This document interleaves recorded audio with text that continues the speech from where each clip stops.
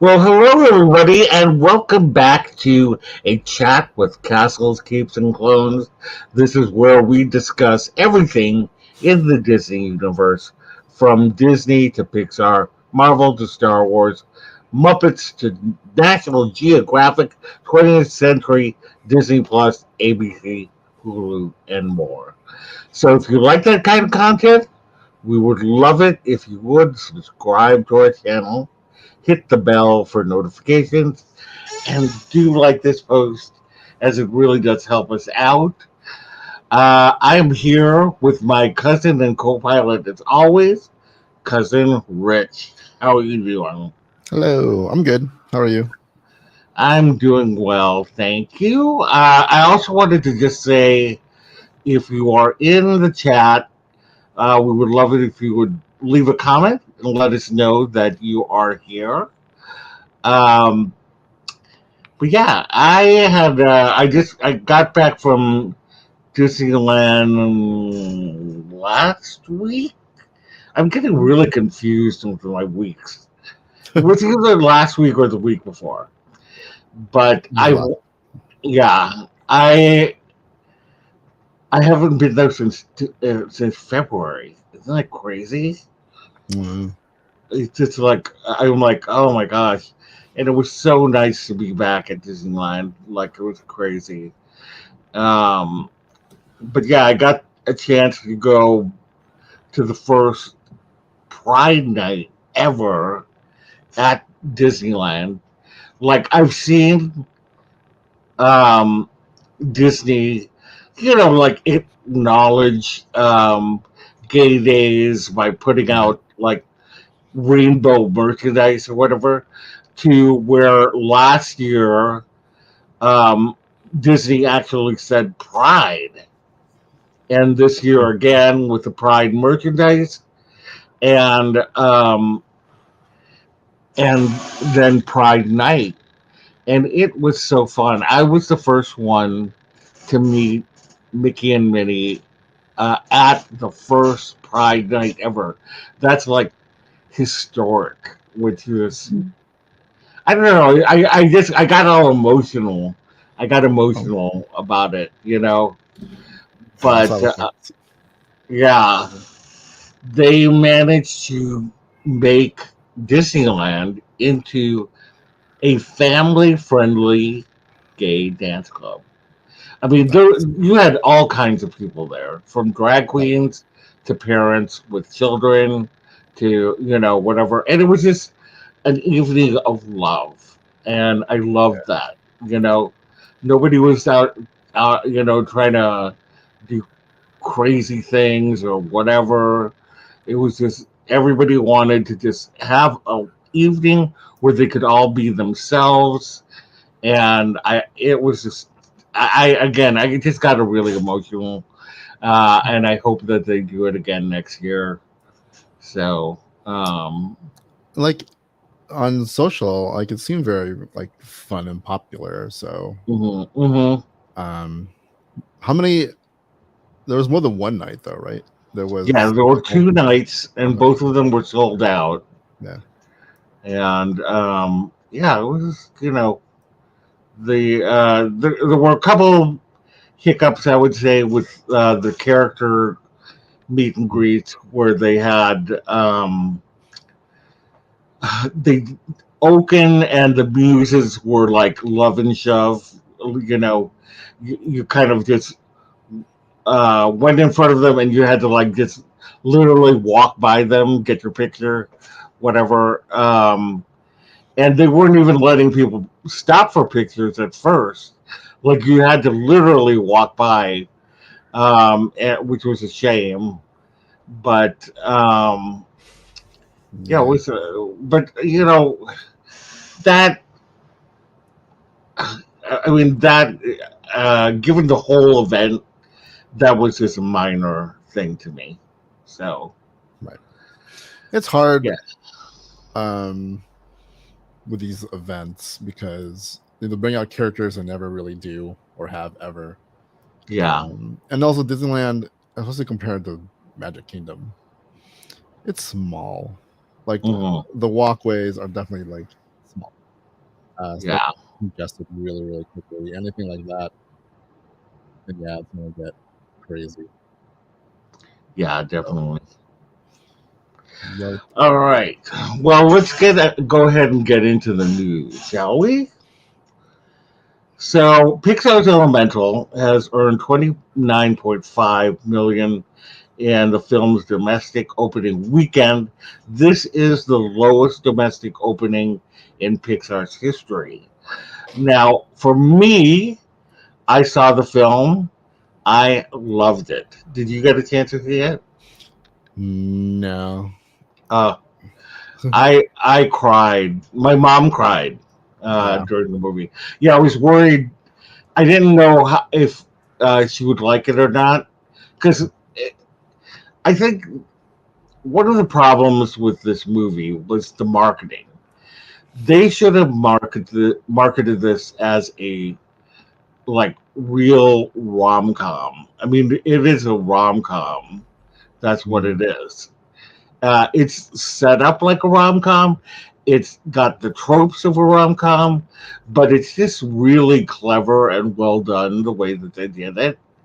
And all the kind of like metaphors and things like that. Um, I really loved it. I did a review of it on our YouTube, so check that out if you haven't already. But I also think that it had stiff competition from The Flash. The Little Mermaid is still very popular out there. Spider-Man Across the Spider-Verse. I think all of those also played into the numbers. And I think that, you know, Pete Docter of Pixar, mhm. was saying that he felt that Disney trained people to wait for Disney Plus for some of their movies. And especially, the Pixar movies were relegated to Disney Plus originals for Right. Soul, Luca, and Turning Red. All three of those, and to a certain extent, Onward. But Onward had like a week of, Right. you know. So all of those, and I know a lot of people who have told me they really want to see it, but they're going to wait until Disney Plus. So that's another thing that I think is going to eternally play into Disney's box office. Disney and Pixar in particular.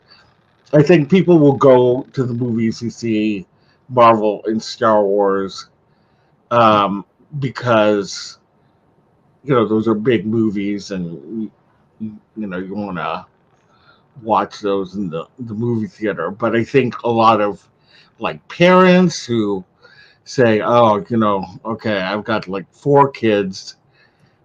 Take them to the movies, or just wait until Disney Plus." You know what I mean? Yeah. Yeah. Um, and also, like, I was thinking about this. I mean, yeah, like a lot of movies that come out, unless it's a big tentpole movie, I don't even Hmm. really go see. I'm just like, I'll just wait. Yeah. Because one, sometimes it's a hassle to go. Two, the landscape of buying tickets and going to the movies is different because you have to do it in advance nowadays. Hmm. Mm. Everything's pre-sale sold and whatever. So the spontaneity of going to the movies is like kind of less. Like you can still go, but it's like, I think we've all been trained again, like to do advanced tickets, and then you just kind of like, eh. It's kind of like going to Disneyland. Like I Yeah. can go almost any day I want, but because of the reservation system, I don't. Because it's Yeah. like I have to go to see if there's an opening. There probably is, but I just don't like the hassle of doing it. Right. Um, and yeah, like things are getting released on Disney Plus or streaming, you know, 2 months later, whatever. Yeah, like a few months later, like I was just, what was it? What was I just watching? it was just in theaters, and then they announced that it's going to be released on some streaming service. It wasn't Disney, but it was Uh, something, and I thought, wow, that was super fast. I yeah. can't remember now. I wish I had written it down. And again, prices out families. Like, Yeah, do I but I pay? hope, yeah, It's like paying if a family of four, you're right, paying upwards of what 30, like 60 just for tickets, plus you're gonna have to feed them, buy drinks, that stuff's yeah, expensive. So hmm you're spending $100 to go to the theater, hmm or you can wait to use your Disney for a Plus few months, subscription. yeah, to watch it on Disney Plus. Yeah, I get it. I totally get it, and that's why like I love to go to the theater, so I'm and where we live, we don't have to buy tickets in advance. Although it was interesting because Mm. uh, usually the theater is pretty barren. If you catch a afternoon show or late afternoon show. Right. And my sister and I went to go see Across the Spider Verse, Mm. and I just realized that my phone is playing this. Hold on. Nice. Okay, so I'm like, why am I hearing myself talk? Mhm. My sister and I went to see Across the Spider Verse, and there were quite a few people in there. So I was like, oh my god! In fact, my sister ended up sitting next to me in the disabled section because the row that she wanted to sit in only had one seat. Wow. So that was pretty interesting. Um, so yeah, I just my thing is that if people are looking at box office as to whether they should watch this or not in the theater, I would say just go see it, make up your own mind because I liked it. My mom liked it. I know a lot of people who liked Elemental. Um, But a lot of people saying that it, it was, it's been Pixar's best in the years. I mean, I personally still love Luca more, but Elemental probably comes close second. So I recommend it. yeah, I just think it was It's, also a bad weekend. yeah, I definitely like with the Flash and Well, I'm just talking about it's a holiday weekend, and it's a weekend like a lot of places. School just got out, so people are right. like, "Let's go outside." And then actually, like, well, here it was nice outside. It's been Yeah, nice outside. It hasn't been nice outside for a long time. Um, because like Elemental's not all the only movie that didn't do well this weekend. hmm So yeah. yeah. All right. Well, let's move on to the next one. This is a little bit older story, but I I just find it fascinating. But Disney shared a video of at California Adventure, where the Disney Junior show was or is. It still is there. Yeah. Um, they had a free roaming robot baby Groot at there on screen, and he was so adorable. But they invited select guests to come in and watch Baby Groot. I wish I would have loved to have gone in and see that. But it says there are no immediate plans for the use in Disney theme parks. However, a prototype in the form of Groot is being used to test unique traits, gauge, and capabilities. I hope that they use him. I mean, how I mean, exciting would that be? they just have to figure out. Like, I like how they're experimenting. We saw Judy Hopps, like their animatronic Judy Hopps, a couple Yeah, months ago. Um, you know, I don't know what their plans are for like these characters in Hmm. the parks, but I do hope we're gonna get more like anything. Um, if there's a baby Groot, a Jawa, an Ewok, Hmm. any alien in Galaxy's Edge. I know Um, that's where they should. That's where they should be having them. yeah. Is in, So I was surprised it was baby Groot, especially like he's no longer baby Groot. yeah. He's. I don't even know He's what kind of Groot he is. he's like pre-adult swole Yeah, Groot. Um, but yeah, sexy Groot. in a place that needs characters that are not human, or Hmm. Batu needs something. Yeah, Droids, little droid, droids. something. Droid. I mean, they had a prototype of a droid, Yeah, and they did. even Wally. Wally. I mean, they have Yeah. a Wally that interacts with guests, and it's amazing and awesome. And I don't know why they don't put. I mean, it must be. It's got to be cost, but like to But maintain cost and of, I mean, sure, I guess, but like yeah. even in the films, they're not building those droids. They've now started utilizing the R2 builders group, Hmm. right? In Yep. filming, they've utilized the 501st, which is a fan cosplay group. Mm. There are so many droids that people make at conventions. Those Astromechs, Wally, those the pit droids from Star Wars. They have those guys running around. They had DJ Hmm. and Rex walking around, like rolling around. Like it can be Yeah. done. So I don't know what the if it's just like traffic of people managing like people stopping. Because when R2's out, when he's out, like there's a Hmm. little gathering of people. But that's same with like Mando, Boba Fett, Yeah. and then everyone's like, all right, the stormtroopers, Kylo. Yeah. You just need this more. Like have them even like let's have them walk around in like kind of the corralled areas, like inside the fence area below the Falcon or where the land like the speeders are behind a fence, Hmm. something, so you don't have to worry about people running into Yeah. characters. Something. I know. Exactly. All right. Let's move on to Billboard had named the top 100 Disney songs.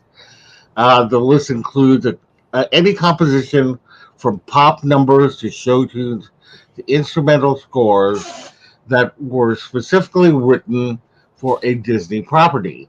So that means no pre existing songs that have become commonly associated with Disney works like The Sorcerer's Apprentice or the music from Fantasia, Peter and the Wolf, that kind of thing, and no songs written for properties later acquired by Disney. So no Simpsons, no Star Wars, no Marvel.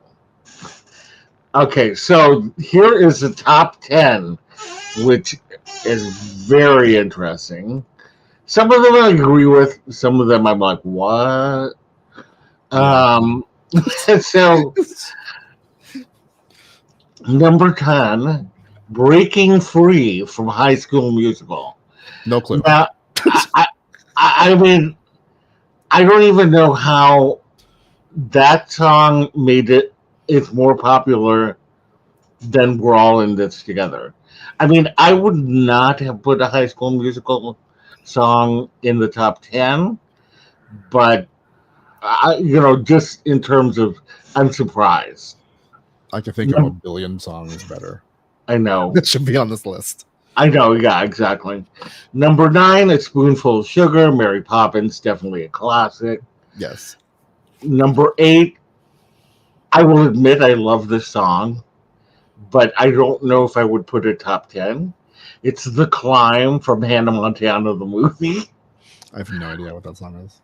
Oh, it's a good song. It's a good I'm song. sure it is, but like Yeah, in the pantheon of Disney songs, yeah. I know. I know. I agree. That's why I said I love the song, but I don't think it belongs in the top 10. yeah. The Mickey Mouse Club March. You know, I I love it. I don't know if I would put this in the top 10 either. A Whole New World probably deserves to be there, even though I wouldn't put it there. I agree. Um, yeah, I know. A whole bunch of people would too, but it's not necessarily one of my favorites, which is weird. Get out. Just kidding. When You Wish Upon a Star, a classic Pinocchio. Be Our Guest, Beauty and the Beast. I can see that. Um, it's a Small World. Um, I'm one of the few people who love that song. Like I don't mind listening to it all the time. Oh my god. Hold on. I can tell you a story. So I went to Disneyland this week Yeah. and we went on Small World. And Uh like huh. I noticed it was going slow. Like like there were 4 or 5 cars touching, going through the whole thing. Oh yeah. Usually there's a bunch of space, right? But then Yeah. when we got to the end, the end room, we Right. were just sitting still for a long time before I realized, oh, we've been here for quite a while. And then all of a sudden, we Yeah. started going backwards. Really? For like a good minute or two, we were going backwards. Like, oh my god, are we going through the whole thing in reverse? That's awesome. Oh, that would have been cool. How Um, far did you go backwards? because when we stopped, we were close to the end of the like Yeah. the that whole room, and then we got to maybe past halfway before it stopped again, and then we sat there for a while, and then we moved forward.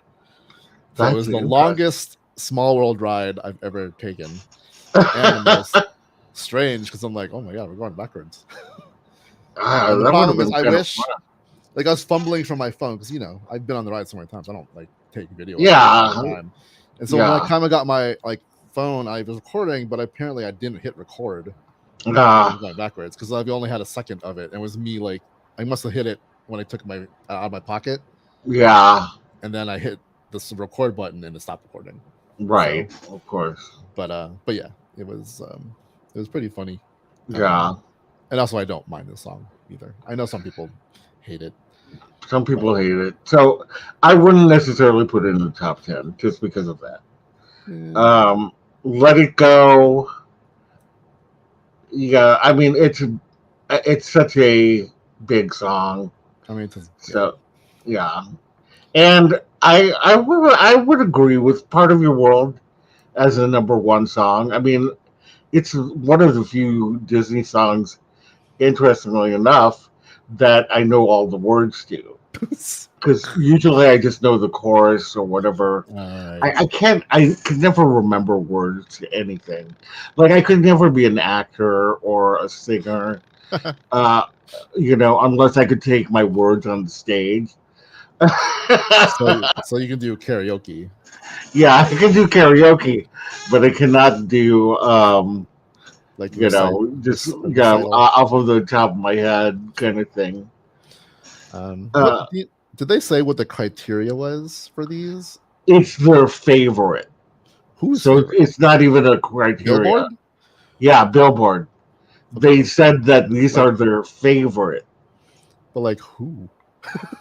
I guess I don't know, like maybe the editorial staff or I guess. whatever. But yeah, they only had one song from Tangled, and it was not "I See the Light," which is like what the Wait, heck? on the 100? Yeah, That's not. in all 100 songs of Disney, "I See the Light" is I not. would put that before anything from High School Musical or Hannah Montana. I know that's what I'm saying. Here's Um, here's. I guess I should look, but like, no, I'm not look really quickly before I rant. If it's not on here, if it's not here on here, I'm gonna rant so hard. I'm curious now to see what it is. I'm gonna look at this. Oh my god. Can we put this full list in the show notes? Yeah. Okay, yeah. So if you want to check it out, Okay. The Billboard is safe because Why Should I Worry is on this list. okay, good. That's good. I was gonna say if that's not on here, I discredit this whole thing. Yeah. But still, I don't know. I mean, like there was only one song um from what is it called? Uh, Tarzan. Tarzan has a lot of good songs. I don't even know how many songs Hercules has, but yet we have Strut from the Cheetah Girls, two, the Cheetah Girls two, and Wouldn't Change a Thing from Camp Rock two. It just seems like so crazy some of the decisions that they made. Um, Oh, I'm happy to see Ducktales on here. yeah, but at least they There's had Candle on the Water. That's that from Pizza Dragon. Supernova Girl from Xenon, Girl of the 21st Century.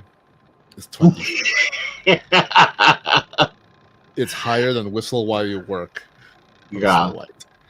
definitely put this list in the show notes so people can check out all 100 songs. But it is bizarre.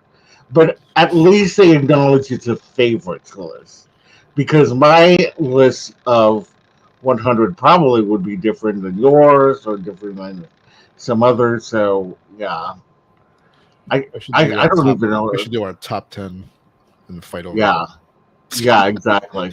I don't even know if I could do a top 10. Honestly, Right. I'm It's going through this hard. list, going like, oh no, that one. Oh wait, no. The Disney Afternoon theme song Yeah, yeah.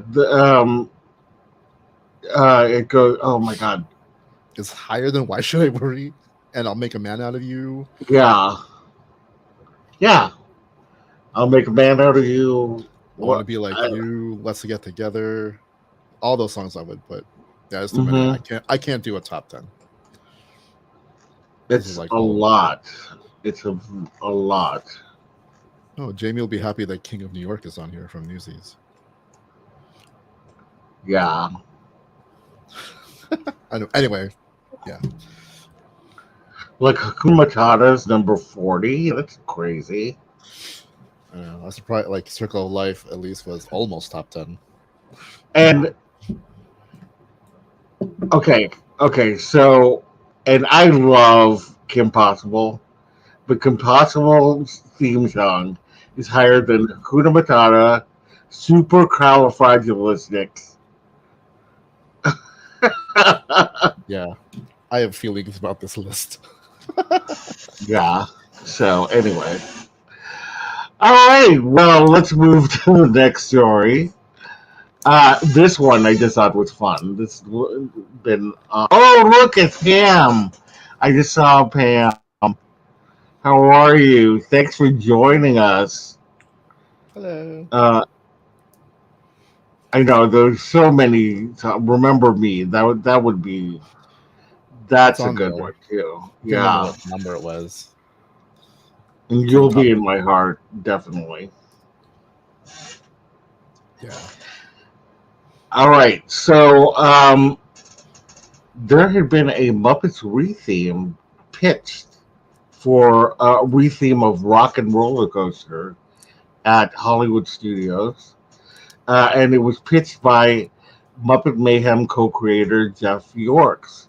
He said that the he sent out a tweet and he says, "Not gonna lie, this was absolutely part of our pitch, and it's another piece of this dream.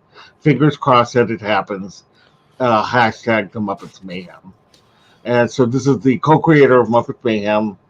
Um, how would you feel about a um, Muppet Electric Mayhem themed Uh, rock and roller coaster?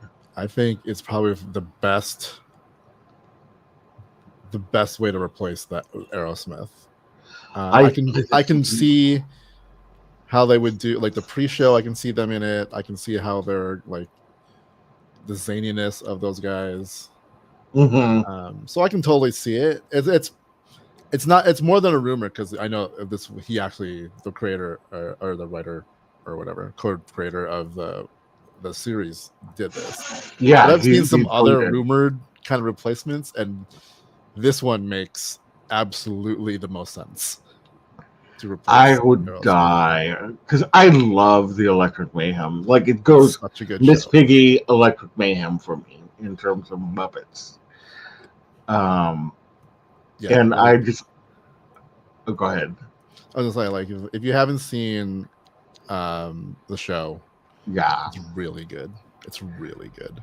it's It's so good, and I would love for them to use the theme song in the ride because the yes, theme song I think is just perfect for like a fast ride with a lot of rhythm and beat and um, yeah.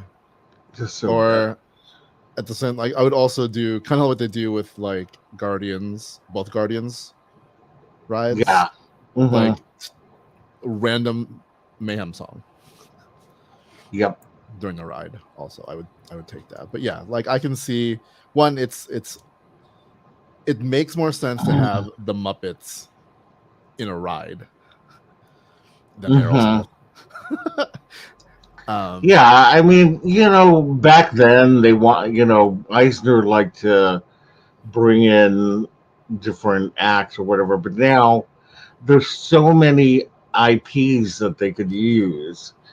But yeah, like, I mean, seriously, if they wanted to keep it like a rock and roller coaster kind of thing, Electric Mayhem is their best band ever.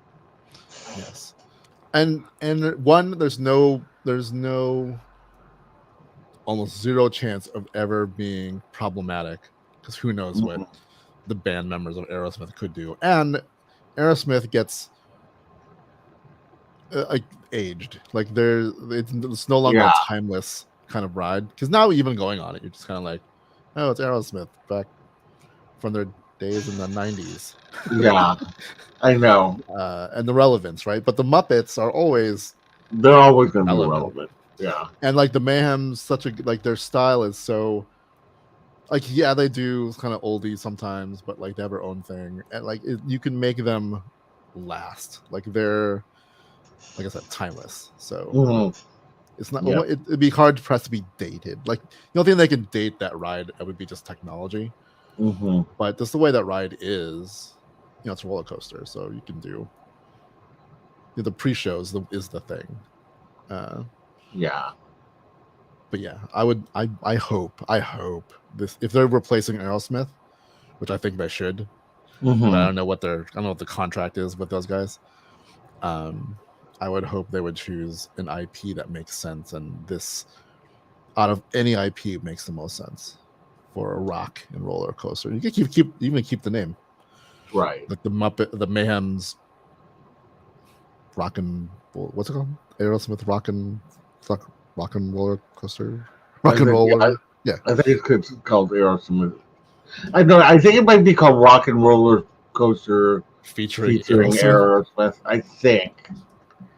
I'm not sure. or yeah, the Muppets Mayhem rock and roller coaster, or the Mayhem. No, I Yeah. guess rock and roller coaster makes sense because roller coaster part. Yeah, Yeah. do that. Hmm. I'll take that. If you never give me a Jawa in Galaxy's Edge, I will take the Muppets Mayhem ride. Right. Exactly. But do both. Yeah. All right, so Disney has updated its movie schedule. This is mainly because of the writers' strike and a looming SAG-AFTRA strike. So Disney is has announced that the live-action Moana will be June 27th, 2025. Then there was a whole bunch for Marvel. A lot to go through. I'm just going to name off a couple. Deadpool is actually moving up Yes. from November 8th to May 3rd of 2024. Um, Fantastic Four has moved from February 15th, 2025 to May 2nd, 2025. That's not that bad. Yeah. No. And then, This one though. yeah, this one, the Kang Dynasty. I think the reason why these Avengers movies had to be moved, I think they're really not only the Writers Guild, but they have to Yeah. figure out what they're going to do with Jonathan Majors. I think. I think they're also like maybe not, but like it would make sense if they were waiting to see what Flash did, because they also had a Yeah, problematic star. They have a problematic star. right. Yeah, And I so think that like the Flash didn't do nearly as well as they wanted or hoped.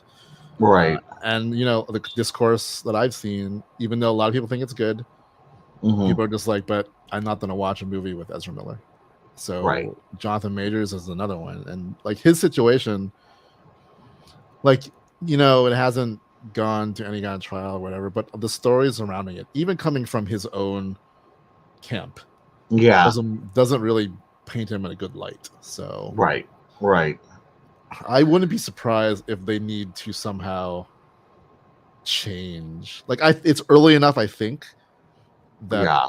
things can shift in Well, story. a lot of people have been suggesting. First of all, just in case people don't know who Jonathan Majors is, Yeah. he's playing Kang, who was supposed to be basically the Thanos Yeah. of these phases. And so a lot of people are suggesting, and I would agree with this, that I cannot remember the name of the guy who plays um, the High Evolutionary. I can never But pronounce his name. huh? I can't pronounce his name. Yeah, I can't remember his name, But but he's also in Peacemaker. oh yes. Yeah, he's the boss. Oh, that's right. He's the guy. He's the I don't want to give out yeah, every, but yeah, we won't say. yeah, he's a He's in prominent it. character. Yeah. So anyway, the Avengers Kang Dynasty has moved from May 2nd, 2025 to a year later, May 1st, 2026. And Avengers Secret War then has moved from May 1st, 2026 to May 7th, 2027. I'm like, oh, it's 4 years from now. Chuck Woody Iwuji. I'm Yeah, probably saying that so wrong, but whatever. I know. I I'm know. sorry. I love you, Yeah, but I don't know how to pronounce your name. Sorry. yeah. So they're saying like instead of Kang, be the High Evolutionary. That's what people are like suggesting. I mean, nobody. This has not been, written down by anybody, but people who've seen Guardians of the Galaxy, and I mean, I think that He was he good. really had the scary, threatening, persona down, and you know, High Evolutionary is supposed to be a variant of Kang anyway, so why not, I just mean, shift it? even if it's not, I don't think recasting would also be out of the picture because Yeah, of the whole multiverse. Like I think especially superhero moviegoers, are probably being trained to accept that there are multiple variations. When we already have a variant of Loki, we have a bunch of variants of Loki. So why couldn't there be a variant of right. Kang? Right? Like we know that there's an alligator Loki. We know there's a female Loki. We know there's um Richard Grant Loki. Like, why Yeah, can't there be? I don't know. I like the only one I remember as being suggested would be oh my god, why am I forgetting his name now? Who? Finn. Oh my god, the guy who plays Finn, John Boyega. John, huh? John Boyega. Oh, John Boyega. I like him. Yeah, that would be interesting too, John Boyega. I bet that he could do it too. Yeah. So I don't know. We'll see. So, yeah. All right. Well, in the Star Wars, these are interesting ones. Star Wars has three untitled Star Wars projects. One for that was December 19th, 2025, moving to May 22nd, 2026. And another one that has been dated December 18th, 2026, Mm-hmm. and another one that's dated December 17th, 2027. Yeah, those Um, are interesting in that they have two in 1 year, which is the only time yeah, they did that was with Solo and Episode 2 or Episode 8. I Last was going to Jedi say. is the second sequel. That's what I meant. But you know, but it was before Disney Plus, so it was before we got shows and stuff. So maybe it's not bad. Like Marvel has sometimes like 3 or 4 movies a year. Yeah, that's what. It's just I think Lucasfilm and Disney are going to have to step up their marketing, which we always complain. Like they have like the worst marketing. Oh yeah. Um, Oh yeah. I've said like that many because it's going to times. be like at least with Marvel, we all kind of know everything is kind of in order, right? For the most Mm-hmm. part. With Star Wars, it's going to be very weird because it's 3 different eras of the movies, right? If these 3 movies are the ones they announced at a Celebration, so the one that takes place thousands upon thousands of years, the dawn of the Jedi, Mm-hmm. right? And then the stuff that's now that people know, the Mando era, Mm-hmm. post Return of the Jedi, and then we have the one with Daisy Ridley coming back, which takes place, I don't know, 40, 30 something, 40 years after Return of the Jedi. So it's just really getting that notion that there are 3 different times that these movies are taking place, Yeah. so that people aren't like, when Solo came out, people were like, I thought, it's not, spoilers, Han Solo died. Yeah. So we'll see. I Yeah. think it can be done, but it's just going to be a lot of work on marketing to make sure that the normal people, moviegoers, realize that Mm-hmm. it's 2 different eras. If those are the 3, who knows? They could be like, and then we have a cartoon. Right. Yeah. So.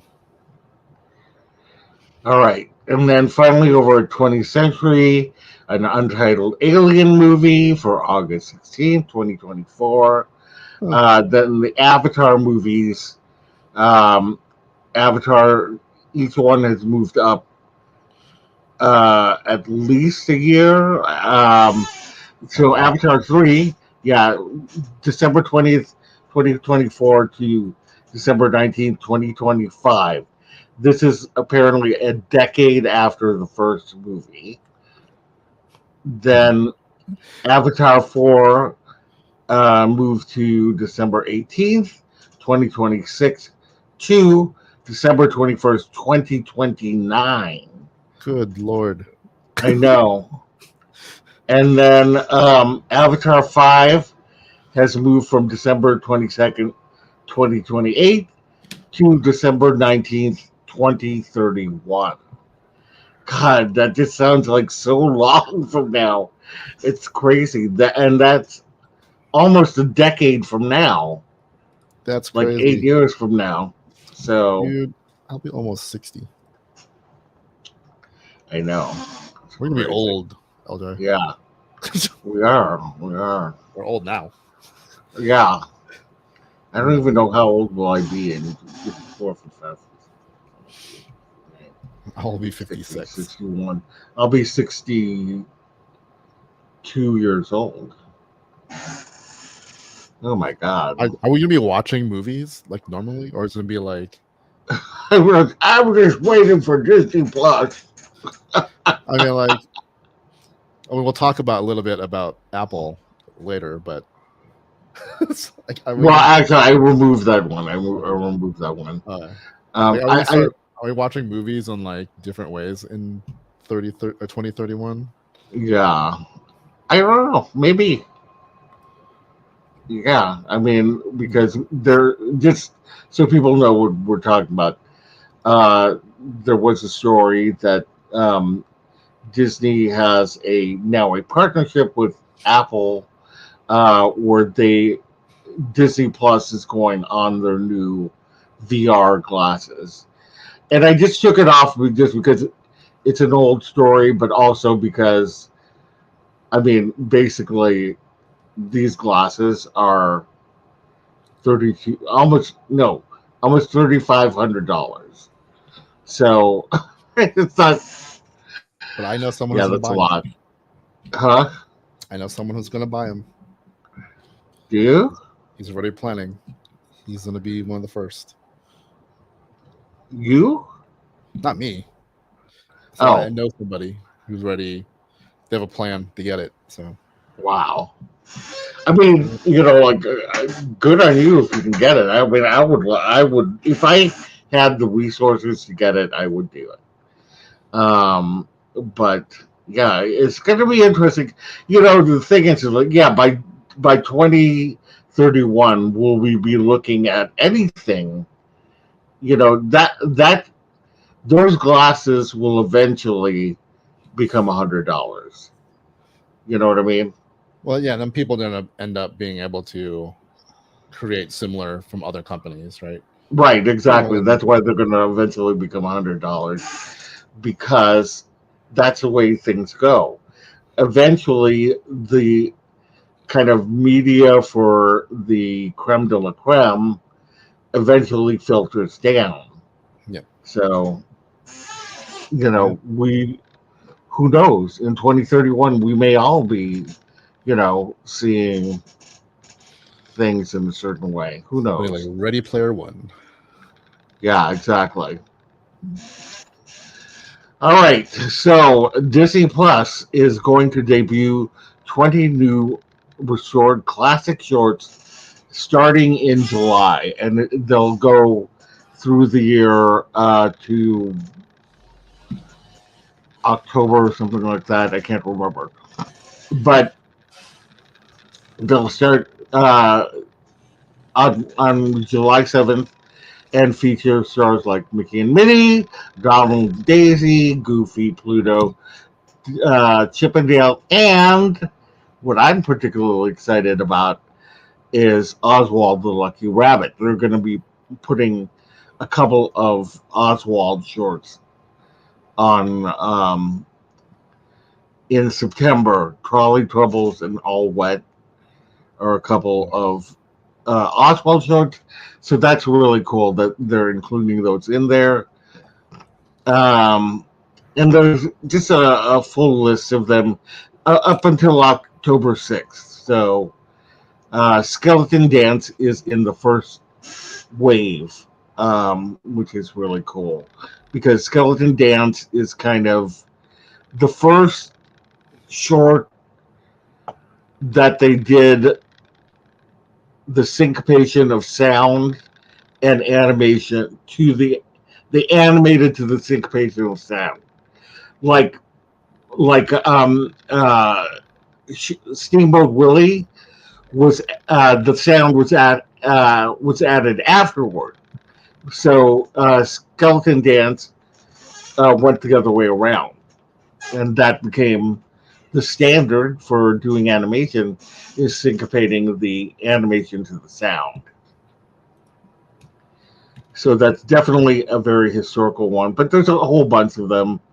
Um, if we can put that list on the show notes. That would be great. Okay, now Pixar has released a teaser trailer for Elio, which is going to be the new film. And it's about this kid who gets mistaken to be the leader of Earth. And that's really all I know about it. But there was just this sweet moment where he calls, and I can't remember, but he just says, "I love you." And it's just like, oh, it almost broke my heart. See, I can't tell what's going on here. Like, is that Elio? Yes, the kids are. Yeah, yeah. So that's why it's like, but he says, "I love you," and it's just very interesting. I have no idea what it's about, but again, with these Pixar films, I never know what anything is about. Like, Up, I thought it was going to be the stupidest movie ever, based on its marketing. You know what I mean? Yeah. Um, and they do that with like we've talked about with their marketing. But I did love that little moment in there, and it does. On some level, it feels like Lilo and Stitch. Like Mm. this whole scene seems like Lilo and Stitch. But I don't know. What did you think of the trailer? Um, I don't know. It's hard. I mean, I'm sure it's good, but Yeah, I think Disney just really needs to know how to market for today's audiences. I think, when things like Up came out, we were still very much movie goers, and we didn't watch these things at home. mm-hmm. And so people just went because that's the only way we could enjoy movies in at the time. Like no one Yeah, had like part of it's also like home setups are even the cheapest TVs now are like really high end TVs, yeah, right? Um, oops. Um, and so people are more willing to wait at home to see stuff in high definition with maybe even better sound without having to deal with people and the pricing. mm-hmm. Um, and so while I think it worked when Up and stuff came out because we just went to the movies and there's like more word of mouth and whatever happens, it's harder now. You can't rely on word of mouth anymore because no one's really Yeah, going to the theaters. Um, yeah, or again, people are just like, "Oh, this movie is awesome!" Like my sister. For the most part, they watch things when they come out on streaming. Like they'll like be excited to watch a movie, but they just need to wait uh, mm-hmm. because it's only a matter of waiting like 3 extra months for it. Yeah, Um, so I don't know. Like I don't know if this is. Here's the thing for me for Pixar. I feel like their non-human stories work better than their human stories. mm-hmm. Um, Well, and I except don't for know if Luca, how well did that do? Who talks about Luca still? me. You do. You love that movie, but I I have love that never movie. heard anyone talk about it. I never see it in parks. No, like I no one know. can tell me what that movie was about. That's a thing. That's a thing. Pixar never puts out their characters. They haven't put out their characters since um, they did it for Onward. They didn't do anything for Soul, anything for Luca. They just now uh, put out Panda May in Shanghai, so we don't even get to enjoy her here. And then Elemental, I know that they have the um, outfits for them, but will we ever see them in the parks? I don't know. I mean, like Hopefully. as much as I think, I never really understood exactly what he did, but I do think something left when Lasseter was let go with Pixar. Yeah, but I mean, at the same time, you know, he had to go. I mean, it was Right. just I'm just it saying, would have like, bugged I me. don't think I don't think they've been able to recapture what he was able to do with that studio. No, no, I don't. But I honestly did like the movies that came out.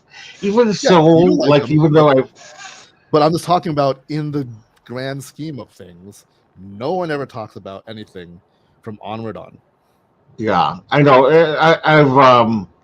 I've had friends who said the same thing, and I just always want to believe. I'm a believer. Yeah. So, anywho, hopefully, we'll see how it goes. I agree with you. I have a feeling it's going to have a very, lukewarm reception at the movie theater, unless they are able to spell it out a little bit more for people as to why they want to go to the movie theaters to to see it. But Yeah, I'm still excited to see the movie. I will go watch it in the theater. yeah, I'm sure. All right, another trailer that has been released. We do not have to wait for the theater, and that's Kizazi Moto Generation Fire. This is the series of shorts that were done by African creators representing like pretty much all the countries in Africa. And it gives us an Afrofuturistic um, vision of Africa, obviously. And look at these, it's very similar to Visions Yeah. in the way that there are different styles of animation and different stories to be told. Mhm. Obviously, doesn't have anything to do with Star Wars, um, but I'm sure some of it was inspired by Star Wars. I mean, there's a lot of fantastical, like almost sci-fi stuff in there too. Yeah, sci-fi, fantasy kind of things. I can't wait for this. This looks like a lot of fun. Yeah, if it's anything like Visions, it should be like, even if the story isn't great, all the animations for Visions have been outstanding, and Hmm. this doesn't look like it's gonna differ. It's gonna be just as beautiful and whatnot. Yep. Um, so when it comes out, give it a shot. Give Visions a shot. So we Yeah. get more. So we get more stuff like that from. I would love to see more like Southeast Asian stuff. There's a couple in Visions, or at least one in Visions. Hmm. Uh, but like embracing other cultures, that'd be kind of cool. Yeah. Um, you know, I'd love to see I would love to see other regions' fairy tales brought to animation in whatever style. I would too. I mean, like, I just think that it's to me, it's still amazing that in this day and age, Tiana is the only African American princess that there is, and not even African princess, just African American princess. Right. Um, and that's a lot of weight to put on one person's shoulder. I mean, even in the Asian American community, as little as we get, we have both Mulan and Raya, and also Moana. If we expand to Asian Pacific American, so yeah, it's like interesting in this day and age how there's only been one African American princess. So Also Latino. yeah, I hope this opens the door to more. Yeah. Like, I would love to see just more stories. Like Yeah. part of what I really liked about, and this is still Disney but different IP. But like what I loved about Ms. Marvel was all the stories about like the history that they told. Hmm. I didn't even know some of that stuff. I mean, not like about Yeah, history, whatever. But I didn't teach that really in high school, right? So yeah, I like knowing about different cultures and history told through their eyes. So yeah, so like that's why I like I love the first season of Visions, but that was mostly centric on Japanese animation studios. The second season thought was really good, but it also came from more places.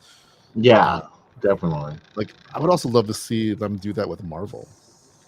Like give Oh, I would different love that. cultures shot at telling Marvel stories through their own Like, eyes. what if they did that with What If? I Yeah, mean, that would be really cool. yeah. So, If you haven't seen Across the Spider Verse, but like the Indian Spider Man, uh, I ooh, want I to see love that. I want to see a whole thing about him. I want to see a whole movie about him. Yeah, definitely. So Like yeah, all these different kinds of Spider-Man. yeah, yeah. Um, all right. All right. Well, that was a lot of Disney news. Now we move on to Lucasfilm. Indiana Jones and the Dial of Destiny.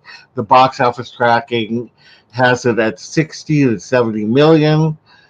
2008, Indiana Jones and the Kingdom of the Crystal Skull grossed 100 million in its opening weekend, and despite horrendous reviews, both uh, from both critics and fans, it still managed to gross 790 million worldwide. Um, and the buzz is pretty high on Dial of Destiny, but its biggest obstacles will be that there is some competition going on. Insidious, The Red Door, that's like one of the most popular horror franchises right now. And then you have the next week is Mission Impossible Dead Reckoning, which will have a similar audience as Indiana Jones. And then we have the whole Disney Plus thing. You know what I mean? I think that's also going to play into it. Um, for me, this is a popcorn movie. I must see this in the theater. Yeah. Uh, but I know a lot of people are going to, especially now that the Indiana Jones films are on um, Disney Disney Plus. Plus. That maybe people will just say, "I'm just going to do a whole movie marathon and watch one after the other." Right. So yeah, I mean, I it'd be just interesting. feel. Oh, go ahead.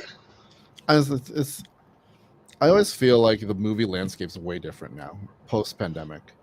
Definitely, It just feels definitely. different. That's why I'm like, I would. That's why I keep saying, I would be, I wouldn't be so quick to judge something as being a flop right now Yeah. because we're just seeing these are post pandemic. I mean, we're still in this kind of post pandemic era, and we don't even know if that's going to ever change after that. Like, I think people can see movies in so many different ways now. yeah, I think that's what like when we say post pandemic, it's not just people are afraid to go out. People are out, but because of the pandemic, we all watch stuff at home. We all got Yeah, we all got used to just watching stuff at home. Um, because around the same time as the pandemic, we had the rise of the streaming services. Disney Plus So they came out right before all that stuff, and it's like yeah. so. Like I have a feeling it's not gonna do as well as Crystal Skull, but Crystal Skull came Hmm. out in a different era. Like how long ago was that? 10 years ago, Right. right? Again, 10 years ago, I would rather see a movie like that in a theater because my TV at home wasn't that great. I mean, like it was okay, but now I have a like my TV sometimes looks better than a movie theater In the because movie it's theater. I have an OLED Mine TV. does not. I have I have a TV. Like if you don't have an OLED TV, once you can get one because like the blacks are super black. It just looks great, right? Yeah, I The need only a thing I don't new. have is a sound system. That's why I like to go to some movies like Indiana Jones, Marvel stuff, Star Wars stuff, because hearing it to me is something. Yeah, But a lot of people do have nice sound systems, so it's right. just a different world. Um, Yeah, yeah, yeah. I mean, I don't know if I would ever not go to the movies because I like the whole experience. Like, I like getting the popcorn and eating the popcorn and spilling the popcorn, and that whole thing of just getting a drink and popcorn and some candy or whatever, and eating it while you're just like, oh, yum yum yum yum yum but yum we're yum. also of that generation. Yeah, I know, but I'm just saying that I think, I'm one of those people who would probably still go to the theater. yeah, Um, but I you think know what I mean? our ilk is dwindling as the years go by. Yeah, because I know a lot of people in our generation who they're all good about streaming. So Yeah. I'm not saying Like, anything is worse than the other. I'm just saying that. yeah. Uh, I'm just saying like it's different even culturally, like younger generations. They can watch phone like things on their phone and they're happy and they're fine with it. You know what I mean? mhm, This is what the world they're living in. They watched because an iPhone screen is better than most TVs. So it's like right. when you are used to it, you have no problem watching or waiting for things to come out in a convenient way. I'm gonna watch it Mhm, on my phone. I'm gonna watch it, on my little tablet, you know, um, with some speaker, like some headphones or whatever. So that's the world they are growing up in. So who knows what movies are gonna be like? Like when I say that, like in 8 years, are we be watching movies the same way? Who knows? Like things need to adapt, I think, and I don't know how mhm, theaters are going to adapt. It's like the music industry. yeah. I haven't bought a physical piece of music for a very long time, Oh yeah. I but I know. consume a lot of music. So Yeah. I mean, the same with movies. Like I don't. I used to have like a huge collection of DVDs and Blu-rays, but now I either buy them on Vudu or I wait yeah. until streaming. You know. So Yep. yeah. So I know what you mean. Yeah. Even my video games, and I'll talk about it in a little bit, but like I haven't bought an actual physical video game for a very long time because I can just order it and then it gets downloaded onto my console and there we have it. Yeah. So Okay. interesting times we're living At in. present time. All right. So Ahsoka is going to be launching on Disney Plus on August 23rd, and it had a TV spot that announced that. And after the fall of the Empire, and after the events of The Mandalorian season 2, Star Wars Ahsoka follows the former Jedi Knight Ahsoka Tano as she investigates an emerging threat to a vulnerable galaxy. And we all know who that threat is. If you Jabba the watch, Hutt. What? yeah, Oh, if you watch Rebels, you'll hmm. know who that is. He's blue and he's called Papa Smurf. Called Papa Smurf. Yeah. Yeah. So anyway, exciting. I'm super excited. Ahsoka is one of my favorite Star Wars characters. So I'm super excited to see what her Those kids. adventures will be like. But I just know Rosario Dawson is going to do a wonderful job as that character, as she already has played her.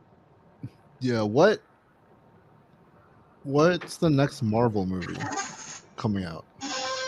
The Marvels, When's that coming out? November. Okay. Okay.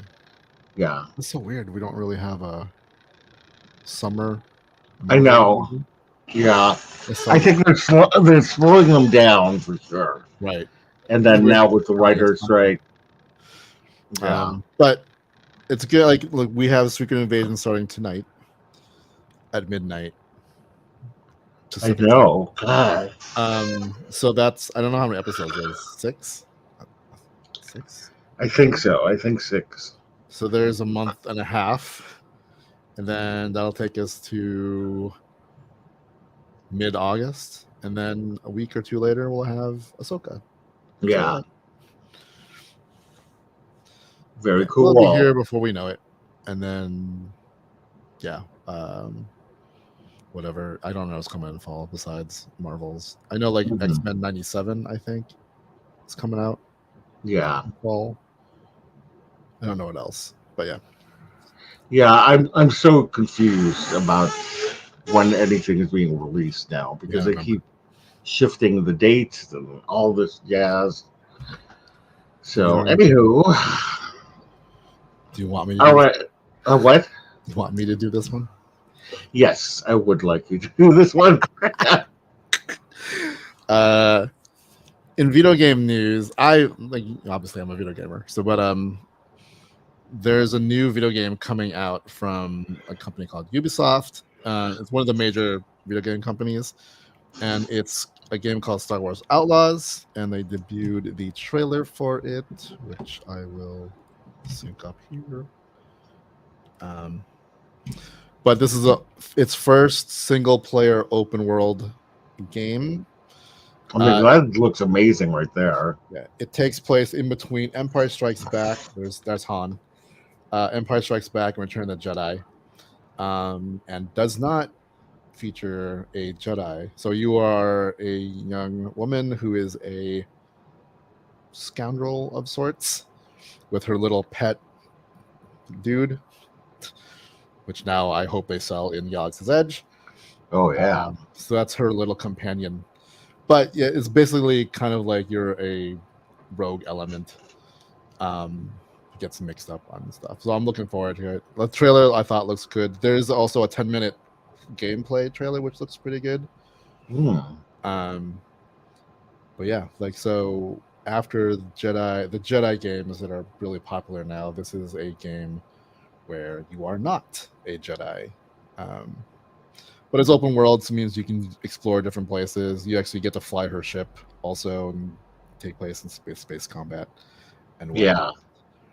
But I thought it looked really cool, and I do hope like this character makes it past video games and into other media. Like Cal Kestis. Yeah. So Yeah. this I think it's coming out next year. I want to say. I don't remember. It But looks good. It looks good from the trailer. yeah, I mean this is all like cinematics, but like the gameplay. I'll put a link in our show notes, but there you can watch like a 10-minute of straight Yeah. what it looks like in the thing. So the cool thing is that little dude with you will help you Mm-hmm. along. Like you can have him either push buttons or whatever, or even have it attack people if needs be. But yeah, Very cool. Yay, Star Wars. Yeah. Yeah.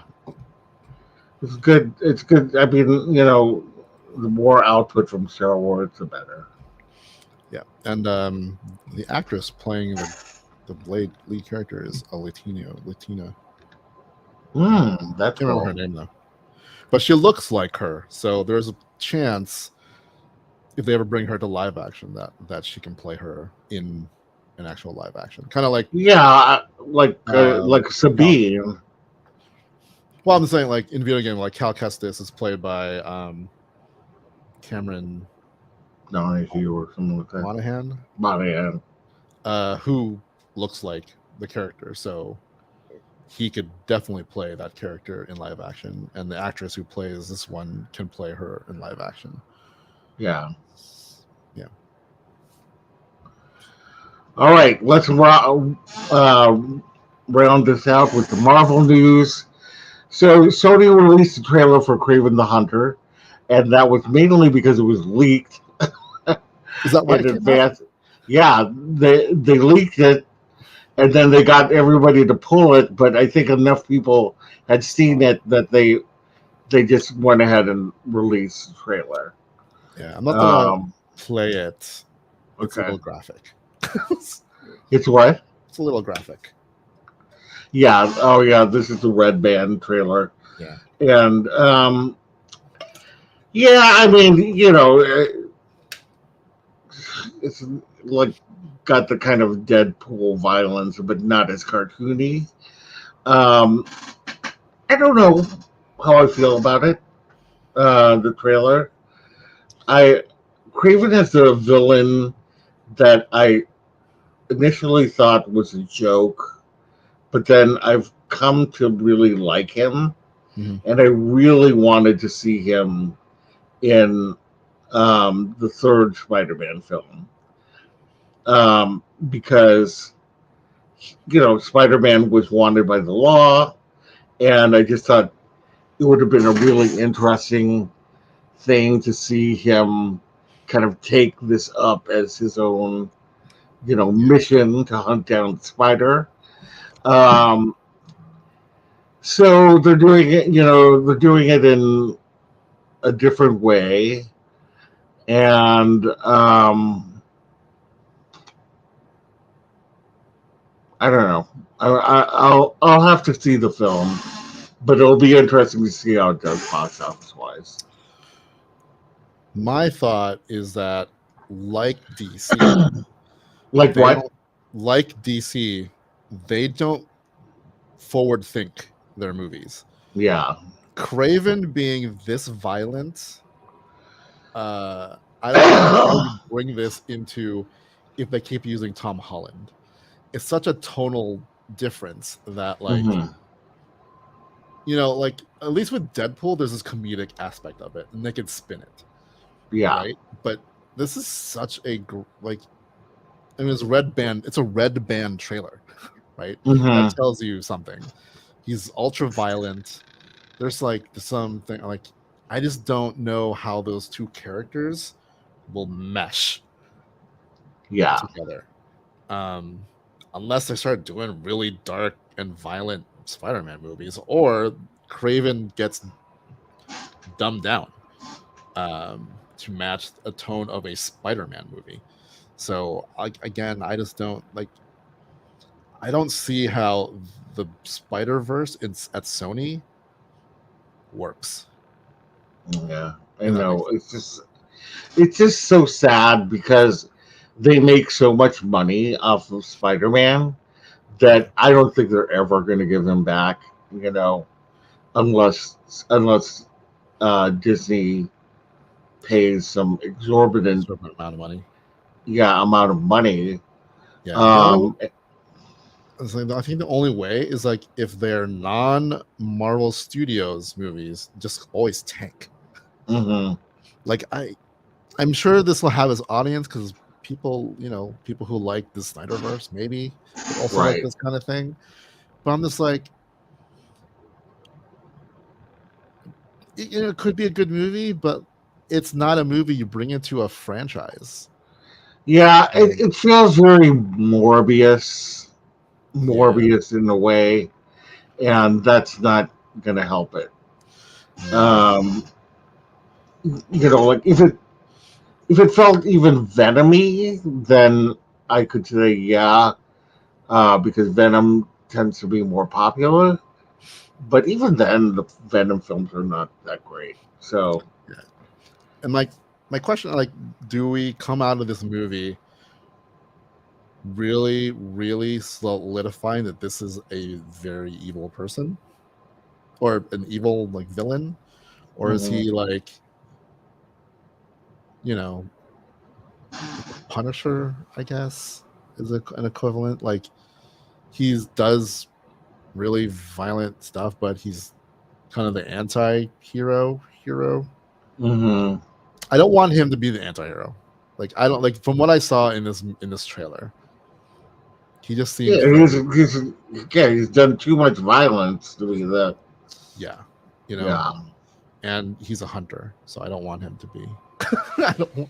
That's the yeah. That was the other thing. Is that, and are they saying that he got these powers Oh yeah, that thing. because of A a lion's lion's blood. lion's blood hit his blood? I mean, like, man, if that's the case, I'm going to Africa and like make blood brothers with a lion. So, Yeah, I don't. I don't. I didn't know about that part. I was like, what? So I I don't. mean, Like, if it's a standalone movie they made about whatever, kind of like the Joker, I guess. yeah, Maybe, but like, I know they're trying to build a Spider Verse, right. right? And like, who knows what kind of cameo is going to happen at the end of Morbius or end of Kraven? Maybe Morbius shows up. Or Hmm. Morbius shows up with the Vulture. They're like, hey. But yeah, I don't know. I just can't see this character from this trailer fitting in with Tom Holland as a Spider-Man, a Tom Holland Spider-Man villain. Yeah. Like, maybe they just continue like a Spider-Verse without Spider-Man, and it's like, okay, now it's Kraven versus Venom and Carnage Yeah. and stuff. Maybe, but like, then what's the point of calling it a Spider-Verse? Like the Spider-Man. Like, I guess they just call it Spider-Man verse. It's a Spider-Verse. Yeah. I don't know. Like, I hope. Here's the thing: if they bring Miles Morales in to live action, I hope it's not with Kraven, like this tone or Yeah. whatever. So that's what I say. I don't like Miles, Peter Parker, Gwen Stacy. They don't fit into the world they've been creating. I don't think. No. Maybe Venom, maybe, Yeah. but I don't see. Like, I keep wanting to make like a Sinister Six happen. I think, so I don't know. I mean, like, maybe it'll be Yeah. good. Who knows? Let's see. All right, moving on. Marvel is not doing a Hall H presentation at San Diego Comic Con this year. For those of you who don't know what Hall H is, Hall H is the giant arena in which movie theaters, excuse me, movie studios, the biggest studios, bring in their films to show to people, and it's extremely competitive to get into Hall H. People will camp out for upwards of a week beforehand to try to get in. And once you're in, you can't really leave. Like, you can maybe go to the bathroom Get and some nachos. get some nachos, but that's the only thing you can do. So if you plan to be there all weekend long, you have to pretty much. I mean, you have to leave at the end of the day, but then you have to get back in line. And some people, the bigger presentations happen later, so you know, it's really a game. But it makes sense because of the Writers Guild um, strikes, and then SAG after it's coming, that they don't want to say, okay, blah blah is coming out here, and then uh, they don't, and then people put in the news, well, Marvel said that it was going to come out with blah blah here, and so I think that Marvel's trying to be very cautious. And I've heard that Universal and HBO are also toying with the idea of skipping the convention. So there might It's not like, be a lot in Hall H ooh, this year. maybe I could get in. What do you say? Maybe I could get in and see nothing. Yeah, exactly. Yeah, Um, I makes sense. And I feel like also Marvel is in a weird spot right now. Like one, it's rethinking its releases and whatever, but I think like it's Thanos is problematic. I don't think they're ready to commit to what that means yet. Right. And Yep, whatever happens with Jonathan Majors and what they want to do, that affects the rest of this phase pretty much, right?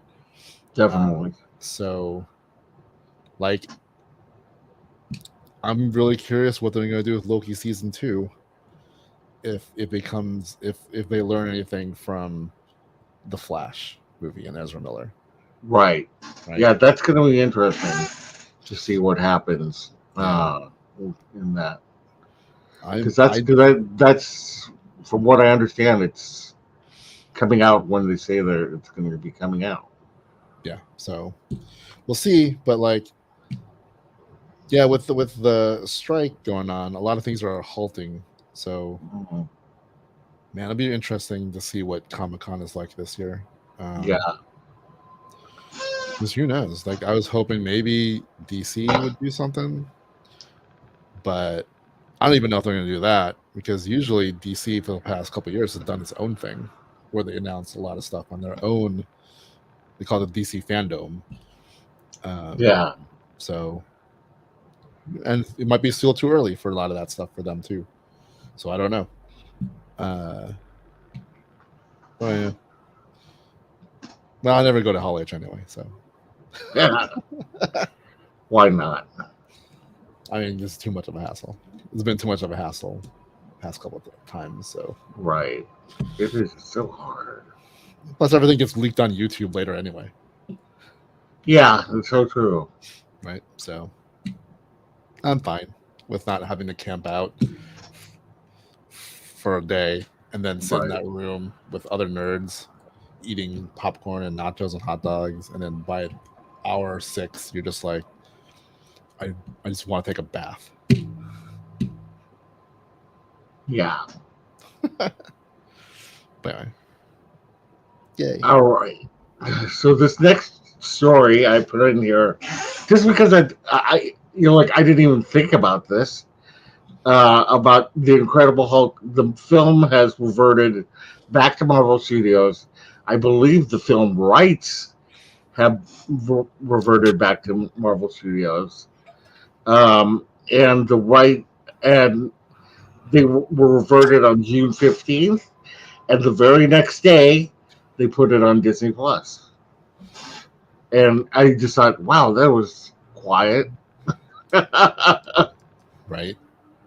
Yeah, But now you can do the complete Marvel. Well, almost. you can't watch Spider-Man. Yeah, there's two Spider-Man films that for Tom Holland Spider-Man films that are not on there yet. And I'm assuming that's because there are pre-existing Deals. licensing. Yeah. Yeah. Yeah, so it's very interesting how Disney is getting a lot of their, the properties that they own overall onto Disney Plus. I think it was a major coup that they got the first.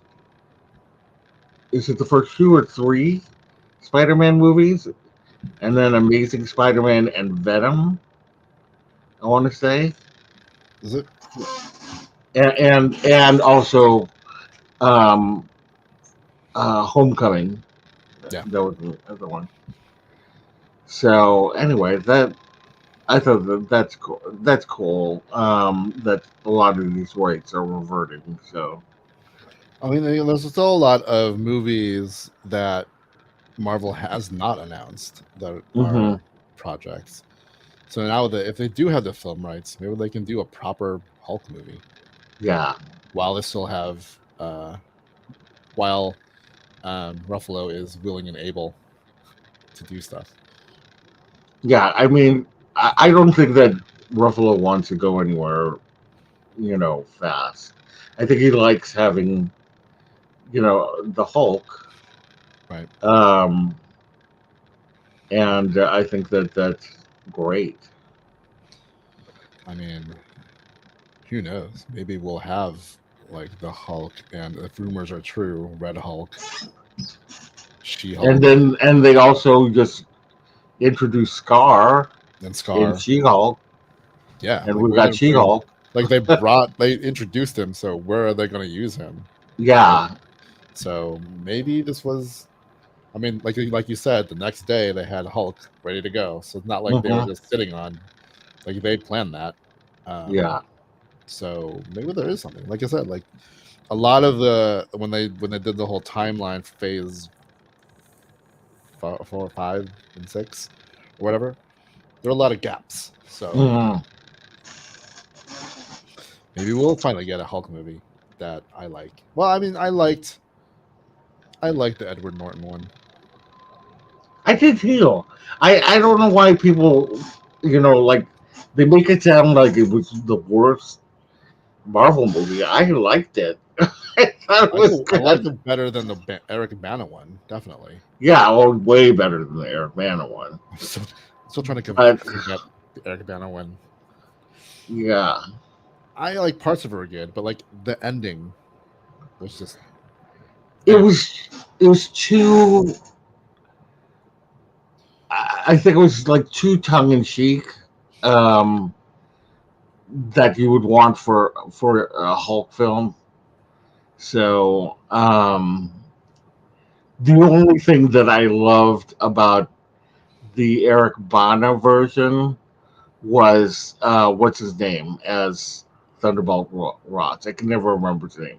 Sam Elliott. Oh, that's right, he was. Yeah. Yeah, but I mean, it's kind of sad. But I also liked. Oh, I like William Hurt as well. I Yeah, mean, right. I'm not saying this was the worst thing Yeah, ever, but they're both but good. And yeah, oh my god, would it be crazy if they got Sam Elliott to reprise Thunderbolt? well, it would now because they just got Harrison Ford to reprise that role. So Is that who he's? Oh, that's right. That's who he's playing. yeah, he's playing Thunderbolt Ross. For some reason, I'm like, is he playing the president again? Oh wait, Well, because now Thunderbolt Ross went from Secretary of State to president. right. That's why. He I keep must have thinking of ran for Air president. Force One. Yeah, But yeah. yeah. Um, But yeah. what was I going to say? I was going to say something about Spider-Man. No, or not Spider-Man to Hulk. Oh, now I remember. So I wonder if Disney now has the rights back to, or has the rights to the Incredible Hulk show with Oh, Lou yeah. Ferrigno, because I would love to see that on Disney Plus. I watched it. I mean, yes, it's a little slow or whatever, but Eh, for what it was at the time, yeah. it's still a really good show. Like I can watch it. It's still got legs. That'd be kind of cool to revisit. Hmm. Yeah. See. All right. So, this was something that was very interesting to me. That it was a 14-year-old boy who created all the Lego scenes for Spider-Man Across the Spider-Verse. Preston Mutanga created all of these over several weeks during his spring break and then after finishing his homework on school nights. His father built him a new computer so he could render his work much faster.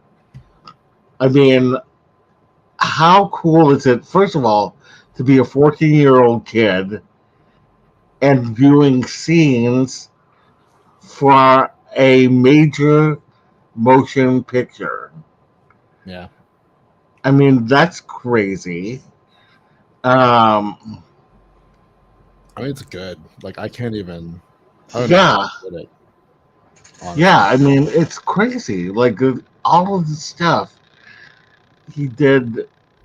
I mean, a 14-year-old kid, and yeah, I'm just amazed by it. Um, Yeah, it's funny because they didn't know he was a 14-year-old kid. Who didn't? The guys who made Spider-Man, they went to Really? they saw this trailer and they're like, "Ooh, we should get this guy," and they tracked him down, and then only then did they realize he was a 14-year-old kid. Oh my god, that's so funny. I didn't know. Yeah, there was some interview one of the guys was doing, and they're like, "Yeah, we thought like someone told them we should add a Lego sequence," and so they saw this trailer, and then Hmm. they found him and like, "Oh my god, he's 14." Or That is, and then they worked it out, but obviously they worked it out. But yeah, like this is like if you told me if you told me there's a 14-year-old, I'll be like, what? Because this looks like Lego movie style. yeah, it looks like a movie quality, and I just, sometimes I think, like, I mean, God, what was I doing at 14? Nothing. I know we didn't have computers more powerful than space shuttle. Yeah, yeah, true. Yeah. I don't think I didn't even have a computer. I didn't have a computer. Uh, Yeah, yeah, and they couldn't. My first computers never be able to do this. right. All right. We have the final story. Anthony Ramos from Hamilton has been confirmed that he is playing the Hood in Ironheart. In an interview with comicbook.com, Ramos said the Hood was always the role that they had in mind. I was waiting on Marvel to call, but finally they did. The Hood, we had fun. I had fun with that role. Um, I'm not yeah, familiar. I'm looking forward to that. The Hood is a interesting character. Yeah, Um, and Anthony Ramos, I'm all about Anthony Ramos. he's having a good time. In the Heights. Now he's in the Transformers movie. Yeah, he's been all over the place. What else did I see him in recently? I saw him in, oh God, I can't remember. But yeah, he's definitely been doing the rounds. Him and David Diggs, they seem to be all over the place nowadays. And Leslie Odom Jr. I would like to say. I also see him in quite a few things. I'm surprised that he's not a Marvel villain because I mean, he could make a good Marvel villain. Leslie Odom Jr. he's not the first. Renee, Oh, I would love to see her. she was in She-Hulk. Well, I know, but I would love to see her as a hero, like a superhero, I should say. You know what I mean? I mean, yeah, she's in it, but like I want something where she utilizes all of her talents. She sings, she dances, you know. She's a Skylar sister. In Marvel. Yeah, in Marvel. Yeah, make her Angelica Houston in Marvel. Superpowers, part of the coven, part of Agatha's coven. Nice. There, I found a way. All right. Well, that is it for our look at the news. I know it's been a lot. It was a long news day, but thank you for anyone who uh, kept through the program, whether you're watching it now or whether you're watching it um, in replay. We really appreciate your watching us. Again, if you aren't subscribed to us, we'd love it if you would subscribe to our channel. We'd love it if you could hit the bell for notifications and do like this post, as it really does help us out. Richard, do you have anything you want to share with people before we leave? Yes. Watch the Stan Lee documentary on Disney Plus. Oh yeah, yeah, yeah, yeah. So good in his own words, and I mean other people's words as well, but just but mostly in his words. He's such a fascinating. I mean, he's so charismatic, and I think that's why he, you know, became so loved by Yeah. people. And yeah, I definitely recommend it. It's just so, you know, you just get a sense of how he really was. I mean, whether you want to believe he was creator or the co-creator of something, he definitely had a role in the creation of this thing. Like any whatever any hero that he talked about. But yes, Jack Kirby and Steve Ditko also played a big role in the creation of those characters. You know, I got a kind of sense as to why he believed himself to be the creator of those characters, like solely. Um, and uh, I get it. I get where he was coming from. Right. Um, but at the same time, you just can't um, disagree with the fact that he was a genius. I mean, he knew how to come up with stories Mhm. that people would want to read, and at the same time, um, he just kept going and tried to get the word out there. And when they made him publisher, he didn't want to be behind the desk. He wanted to be all over the country, and you know and pitching movies and all this stuff. And Yeah. yeah, I'm just glad that in his day he got to see quite a few like movies that he had been working on getting out there, Right. that he got a chance to see this, like his dream happening. Yeah. Yeah. Like his history is fascinating, but like the history of Mhm. Marvel is, and like again, like no one's nowadays, no one's discrediting Kirby or Ditko, Mhm. but Marvel wouldn't be Marvel without Stan Lee. Yeah.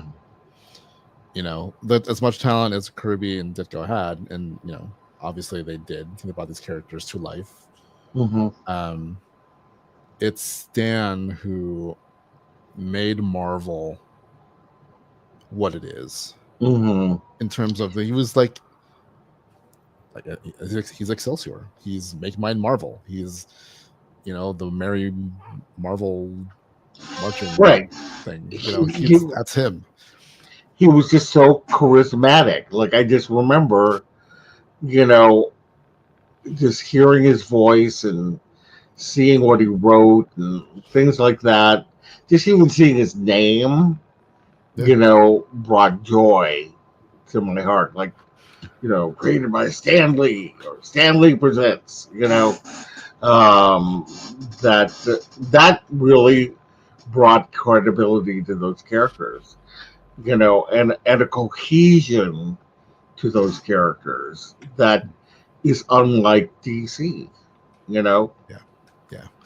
Like so because he's been it was like a staple throughout. My yeah. earliest memory of Marvel has always been like his Stan Lee's name and voice. Whereas like my childhood memory of DC was Ted Knight, Hmm. but only up to a point, right? And Right. then but he wasn't really he was just a voice actor who was the Yeah. Super Friends narrator guy. Yeah. But Marvel had that was Stan Lee, but then Stan Lee was also part of Marvel. So, Right. but yeah, it's a good doc. So check it out. Yeah. This came out, Definitely. I think, last week. Yeah, for sure. Yep, that's all. All right. Well, thank you again for joining us, everybody. And we will see you later. Bye. Yep, catch you on the flip side.